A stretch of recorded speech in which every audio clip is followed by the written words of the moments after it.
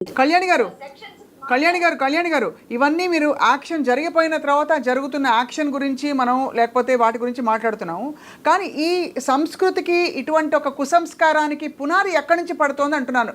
Where is the tolerance beginning? మన road మీద నడిస్తే మీరు నడుస్తూ ఉంటే ఎవడైనా ఏదైనా ఒక కామెంట్ చేశాడు అనుకోండి మీ మీద, మీరు చెప్పుచ్చుకు అక్కడ కొడతారు, లేదు 10 మందిని పిలుస్తారు, పోలీస్ కంప్లైంట్ పిలుస్తారు, వాట్ ఎవర్ ఏదో చేస్తారు. కానీ సోషల్ మీడియాలో ఇవాళ మిమ్మల్ని ఒక మాట అంటే నోటికొచ్చినట్టు మిమ్మల్ని మీ ఆకారాన్ని మొదలుకొని మీ వ్యక్తిత్వాన్ని మొదలుకొని ఉన్నవి లేనివి ఇష్టం వచ్చినట్టు అంటే ఎవరైనా ఏమైనా చేయగలుగుతున్నారో చెప్పండి? చుట్టూ ఉండే వాళ్ళు మిగతా వాళ్ళు కామెంట్లు పెడతారు తప్ప వాళ్ళు ఆ కామెంట్కి వచ్చి స్పందించే పరిస్థితులు కూడా లేదు. ఎక్కడ ఆపుతామండి? ఎలా చేస్తాం? ఎంతమందిని ఆపుతాం చెప్పండి? ఇది మనం సోషల్ మీడియాని మనం కంట్రోల్ చేయలేని పరిస్థితిలో ఉన్నాం. అదే అంటున్నాండి, సోషల్ మీడియాని కంట్రోల్ చేసే విధంగా కొన్ని చట్టాలు అమల్లోకి రావాలి. అప్పుడు కొంతమంది కన్నా సామాజిక స్పృహ ఉందని కొంతమంది మాలాంటి వాళ్ళు చచ్చిపోయి బాగా బాధపడి ఎంతో కొట్టుకు చస్తున్నాం మేము. ఇలా చేయకండి, అలా చేయకండి, తల్లి చెల్లి కొన్ని ఉన్నాయి, విలువలు ఉన్నాయని మనం విలువల గురించి మన భారతీయుల సంస్కృతి సంప్రదాయాలకి మనకి పెద్దపీట వేశారు. ఇవన్నీ చెప్తున్నా వీళ్ళంతా చెప్పొచ్చారులే, మీరు సినిమాల్లో చేసినవేంటి, ఇవన్నీ మాట్లాడే వాళ్ళంతా కూడా ఒక వర్గం అయిపోయి ఇలాంటి వాళ్ళందరికీ కొమ్ము కాస్తున్నంతకాలం ఇలాంటి వాళ్ళు పుట్టుకొస్తూనే ఉంటారండి. అంటే మనం ఎక్కడ ఉన్నాం, మన అమ్మ ఏదైనా మర్మస్థానం కాదు నీ జన్మస్థానం అని ఎవడైతే గమనిస్తాడో, ఎవరికైతే అర్థమవుతుందో వాళ్ళు ఇలాంటి వాటికి వెళ్ళరండి. పిచ్చి పిచ్చి పనులు చేయరు. ఒక ఫన్ మంత్ అంటే హనుమంతుని పేరుని ఫన్ అని పెట్టారు అక్కడ. ఆ ఫన్ తీసుకొచ్చి అతను ఇంత ఫన్ గా మాట్లాడుతున్నాడు. ఎంత వరస్ట్ ఫన్ అండి అది. అంత వరస్ట్ ఫన్ చేస్తుంటే మనం ఎక్కడ అడ్డుకట్ట వేయాలంటే వాళ్ళ తల్లిదండ్రులు ఐపీఎస్ ఆఫీసర్, ఒక సోషల్ యాక్టివిస్ట్ ఆమె, అలాంటి వాళ్ళని ఎవరిని అనొద్దట. మిగిలిన వాళ్ళ తల్లిదండ్రులు మాత్రం తల్లిదండ్రులు కాదు, వాళ్ళ తల్లిదండ్రులు దేవత దేవుడు. అంటే ఇక్కడ తల్లిదండ్రుల్ని అనొద్దని కాదండి, ఉండాలి శిక్ష అనేది అతనికి అర్థం అవ్వాలంటే మా తల్లిదండ్రులు కూడా నన్ను పెంచింది ఇలాగా అని అతనికి అర్థం అవ్వాలి. ఆ తల్లిదండ్రులు పెంపకంలోనే కదని వాళ్ళ పెరిగాం. మరి పెంపకం నుంచి మొదలవుతుందండి. ఎక్కడ మొదలు పెట్టాలి అంటే తల్లిదండ్రులు, గురువు, సమాజం, ఈ 3 బాధ్యత వహించి ఇలాంటి వాటిలన్నిటి బ్యాన్ చేయడానికి అందరూ కలిసి ఫైట్ చేసినప్పుడు, శిక్షా స్మృతి మారాలని ఫైట్ చేసినప్పుడు, ప్రతి మీలాంటి జర్నలిస్టులు బయటికి తీసుకొచ్చి మాట్లాడినప్పుడు, ప్రతి ఒక్కరికి చేరినప్పుడు అందరిలో ఆలోచన మొదలవుతుంది అంటాను. ఎక్కడ మనం బయట మాట్లాడితే ఎవరైనా పడిపోతుంటే ముందు వీడియో తీస్తున్నాం, మనం వెళ్ళి చెయ్యి అందించట్లేదు. ఎవరైనా ఏదైనా పడితే వీడియో తీసి ఈ వీడియో నేను పెడితే నాకు గోల్డ్ లైక్లు వస్తాయి, నేనే ఫస్ట్, నేను ఒక స్టాంప్ వేసుకోవాలి. ఇట్లాంటి పరిస్థితిలో ఉంటే మనం ఏం బాగుపడతామండి? ఏం సమాజంలో రైట్. చాలా ప్రశ్నలు లేవనెత్తారు కళ్యాణి గారు, చాలా ప్రశ్నలు లేవనెత్తారు.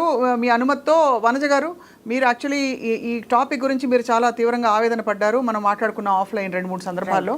సో మరి ఏమిటి దీనికంటే ఇప్పుడు ఇక్కడ వరకు వచ్చాం మనం, ఆల్రెడీ కొన్ని ఫ్యాక్ట్స్ ఎస్టాబ్లిష్ అయిపోయాయి. ఇతను సారీ చెప్పాడు, అయినా కూడా శిక్ష పడడం ఖాయం అని చెప్పి జడ్జి గారు చెప్తున్నారు. సో ఇక్కడ నుంచి వాట్ నెక్స్ట్ అంటే దీన్ని ఎలా మనం ట్రేస్ బ్యాక్ చేయాలి? ఎక్కడ తప్పు జరిగింది? శిక్ష పడటం ఖాయం అనేది నేను నమ్మను, ఎందుకంటే మన వ్యవస్థ మనకు బాగా తెలుసు కదా. సో ఇక్కడ సమస్య ఏంటంటే ప్రణీత్ హనుమంత్ గురించి ఎందుకు మాట్లాడుకుంటున్నామంటే ఒక సెలబ్రిటీ ఫ్లాగ్ చేశాడు కాబట్టి. బట్ కానీ ప్రణీత్ హనుమంత్ ఏదైతే మాట్లాడాడో ఎవ్రీడే, ఇంతకుముందు నుంచి కూడా మీరు అదే చెప్తున్నారు, అదే మీకు నాకు కూడా తెలుసు, మనం కూడా పర్సనల్గా అనుభవించాం చాలామంది. విపరీతంగా ఇదే రకమైన అసభ్యకరమైన కామెంట్స్ ఉంటున్నాయి. కానీ మీరు ఒకసారి చూడండి, మీ ఛానల్ చూడండి, నా ఛానల్ చూడండి, మీరు చూస్తే దాని కింద వచ్చే లైక్స్ 90% ఉంటాయి, లెస్ దాన్ 10% డిస్లైక్స్ ఉంటాయి. నేను దీని అనాలిసిస్ కూడా చేస్తున్నా. ఈ ఎవరైతే డిస్లైక్ చేస్తున్నారో వాళ్ళే ఇవి మాట్లాడతారు, ఈ చెత్త. సో ఇక్కడ సమస్య ఏంటి? మంచి వాళ్ళ మౌనం. ఈ 90% మంది మాట్లాడట్లేదు. ఏమవుతుందంటే మీరు ఇంతకుముందు మీరు తనను అడుగుతూ అన్నారు ఒక మాట, రోడ్డు మీద ఎవరన్నా అంటే చెప్పు తీసుకొని కొడతాం. నిజంగా రోడ్డు మీద ఎవరన్నా ఇవాళ ఇక్కడ మాట్లాడే బూతులో నిలబడి మాట్లాడుతుంటే 10 మంది వచ్చి వాడికి చెప్తారు అవును నువ్వు తప్పు అని. కరెక్ట్. ఇక్కడ ఎవరు చెప్పట్లేదు. ఎందుకు చెప్పట్లేదు అంటే ఇక్కడ బయట వాడు ఒక్కడే. ఈ అంతర్జాలంలో ఇంటర్నెట్లో ఏమైందంటే వీళ్ళందరూ మూకల కింద తయారయ్యారు. ఈ మూకలని కొంతమంది ఆర్గనైజ్డ్ మూకలు, అన్ఆర్గనైజ్డ్, 2 రకాల మూకలు ఉన్నాయి ఇక్కడ. ఆర్గనైజ్డ్ మూకలు అయితే ఇక చాలా దారుణం, వాళ్ళు ఏం చేయలేం. అన్ఆర్గనైజ్డ్ మూకలు వాళ్ళని చూసి వీళ్ళు నేర్చుకుని అంటే ఇట్లా మాట్లాడటం తప్పు కాదు అనే ఒక ఫ్యాడ్ కిందకు మారిపోయింది. ఒకడు మాట్లాడితే ఇంకా 10 మంది వస్తుంటారు, ఈ మూకంతా చేరుతుంది. అవును. ఈ 90% మంచి వాళ్ళు వదిలేస్తారు. వాళ్ళు ఏం చేస్తున్నారంటే అసలు కామెంట్స్ చూడటం మానేశారు. చెత్త ఉంటుంది అని అర్థమైన తర్వాత కామెంట్సే చూడటం మానేశారు. సో అది ఒక పెద్ద సమస్య. అయితే తను ఇంతకుముందు అన్నారు 50 మంది మీద నేను కేసు పెట్టాను అని కళ్యాణి గారు చెప్పారు కదా, 50 మంది మీద నేను ఇచ్చాను అని. ఇంతవరకు ఎగ్జాక్ట్లీ నేను చెప్తాను. 12 years బ్యాక్ ఎగ్జాక్ట్లీ స్వప్న ఒక కేసు మేము డీల్ చేసాం.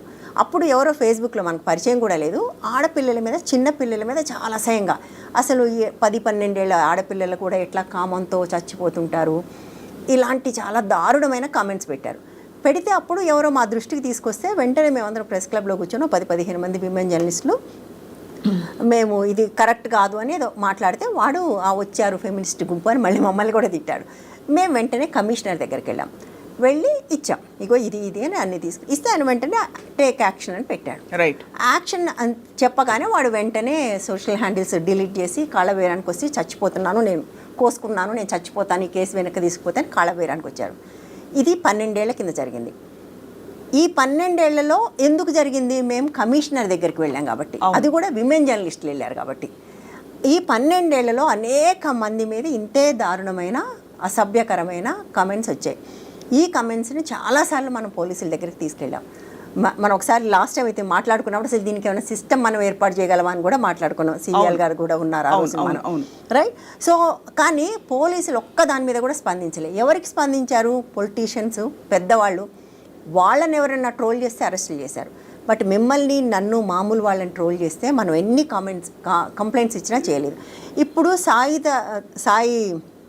అతని పేరేంటి, సాయిధరం తేజ్ ట్రాక్ చేయగానే ఎవరు మన ముఖ్యమంత్రి స్పందించారు, కేసు అయింది. మనకు తెలిసి మన జర్నలిస్టుల్లో తులసి చంద్ మీద ట్రోల్స్ అయినాయి. మనం అందరం పెద్ద అది మీటింగ్ కూడా పెట్టాం.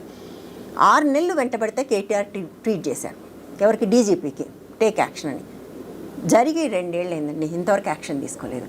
అంటే మీకు ఒక మినిస్టర్ ట్వీట్ చేస్తే కూడా యాక్షన్ తీసుకొని ఒక పరిస్థితి ఉంది అంటే లోపం సిస్టంలో ఉంది. కళ్యాణ్ గారు 50 మంది మీద ఇచ్చా అంటున్నారు కదా, నాకు తెలిసి నా ఫ్రెండ్స్లో ఇట్లా ట్రోల్స్కు గురై తట్టుకోలేక కంప్లైంట్స్ ఇచ్చిన వాళ్ళు కనీసం 10 మంది ఉన్నారు.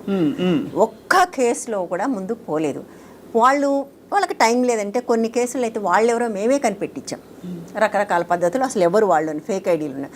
ఇప్పుడు అసలు ఫేక్ ఐడీలు తగ్గిపోయినాయి. స్వప్న, మీరు గమనించారో లేదు, ఒకప్పుడు ఇలాంటి అబ్యూజ్ అంతా ఫేక్ ఐడీలతో చేసేవాళ్ళు, ఇప్పుడు చేయట్లేదు. ఇప్పుడు 50% రియల్ ఐడీసే ఉంటున్నాయి, కానీ 50% ఫేక్ ఐడీస్ క్రియేట్ చేసి దీనికోసం చేయించే వాళ్ళు కూడా ఉన్నారు. పొలిటికల్ మోటివ్ ఏదైనా అవ్వచ్చు, ఆర్గనైజ్డ్. మీకు ఆర్గనైజ్డ్ అంతా అది. ఎందుకు చెప్తున్నానంటే ఈ మధ్య ఫేక్ ఐడీలు కూడా ధైర్యం వచ్చింది, ఏం కాదు ఏం చేయరు అని. ఈ ధైర్యం ఎట్లా వచ్చింది? వాళ్ళకు సిస్టమ్ ఇచ్చింది ఆ ధైర్యం. రైట్. ఆ సిస్టంలో సమస్య. ఇప్పుడు ఆయన 5 సంవత్సరాలు తక్కువ అంటున్నారు, నేను ఎక్కువ అంటాను. ఎందుకు అంటే మీకు 5 సంవత్సరాల శిక్ష అంటే జడ్జి గారికి తెలుసు, శిక్ష కఠినమైన కొద్దీ పడటం తగ్గుతుంది. అది లాలో ఒక సూత్రం. అది మీకు ఉరిశిక్ష వేయరండి తొందరగా, ఎన్నిటికి ఉరిశిక్ష ఉన్నా. ఎందుకంటే శిక్ష ఎంత పెద్దగా ఉంటే అంత తక్కువ పడే అవకాశం, దాన్ని వేసే అది తగ్గుతుంది. నంబర్ ఆఫ్ కన్విక్షన్స్ తగ్గిపోతాయి. సో దాని బదులు నీకు చిన్న శిక్ష ఉంది అనుకోండి, నంబర్ ఆఫ్ కన్విక్షన్స్ పెరుగుతాయి. అది జూరిస్ప్రుడెన్స్లోనూ లాలోనూ అందరికీ తెలిసిన విషయం. నేను ఏడాదే పెట్టండి జైలు, ఏడాదే పెట్టండి, బట్ అందులో ఏమంటున్నారు, డిస్ట్రప్షన్ ఆఫ్ పీస్ అంటున్నారు. అది కాదు కదా సెక్షన్, అబ్యూజ్ కదా. అవును, అబ్యూజ్ మీద పెట్టకుండా శాంతిని భగ్నం చేయటం ఏంటి? శాంతిని భగ్నం చేసినందుకు శిక్ష పెడతారా? శాంతిని భగ్నం చేసే కేసులు జనరల్గా ఏమి కావు, అంటే కేసే లీనియంట్గా ఉంది. అంటే ఈ కేసులో కూడా ఏం న్యాయం జరగకపోవచ్చు. సింగిల్ సెక్షన్ పెట్టారు, అది కూడా రిలవెంట్ సెక్షన్ కాదు కాబట్టి ఇందులో కూడా ఏం పడకపోవచ్చు. సో నేనేమంటానంటే నువ్వు ఎంత శిక్ష చేసావు అన్నది కాదు, there should be a system. ఇవాళ నువ్వు షీ టీమ్స్ పెట్టావు, అలాంటిది ఒక హెల్ప్ లైన్ పెట్టరాదా ట్రోల్స్ కోసం? అవును. మేము యాక్చువల్గా ఇప్పుడు సైబర్ డిపార్ట్మెంట్ అండి, cyber crime department has taken this up. వాళ్ళు స్పెసిఫిక్గా అలర్ట్ చేస్తున్నారు. అంటే ట్రోలింగ్ ప్లస్ ఇది దారుణం, అంతకంటే ఒక 10 రెట్లు ఎక్కువ అఫెన్స్. బికాజ్ ఇక్కడ చైల్డ్ ఇస్ ఇన్వాల్వ్డ్. ఒక తండ్రి కూతుర్ల వీడియోకి సంబంధించి ఒక ఫండమెంటల్ వాల్యూ సిస్టమ్ ని కంప్లీట్ గా భ్రష్టు పట్టించేలాంటి.